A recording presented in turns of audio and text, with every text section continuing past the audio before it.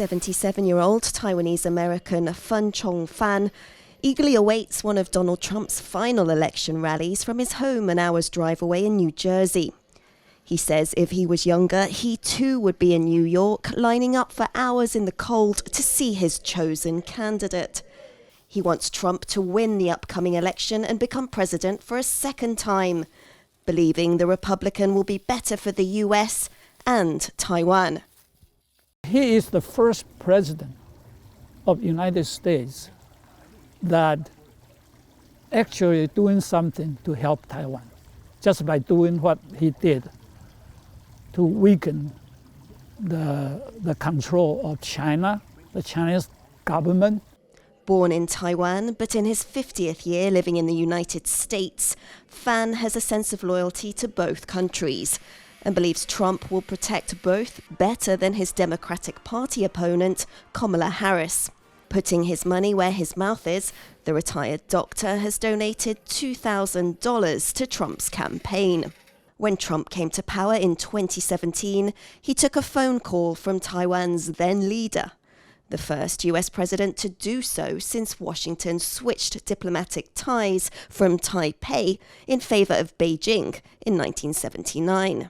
China claims sovereignty over Taiwan, and as Beijing increased military pressure on the island nation, Trump showed it more support, increasing arms sales and sending the highest-ranking US officials to Taipei in 40 years.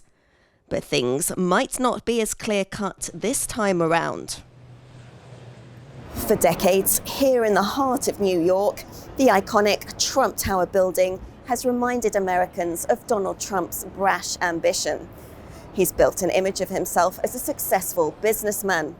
Now he's suggesting the US should treat Taiwan as a business relationship too, saying that if he were president, Taipei should pay Washington for defending it from China.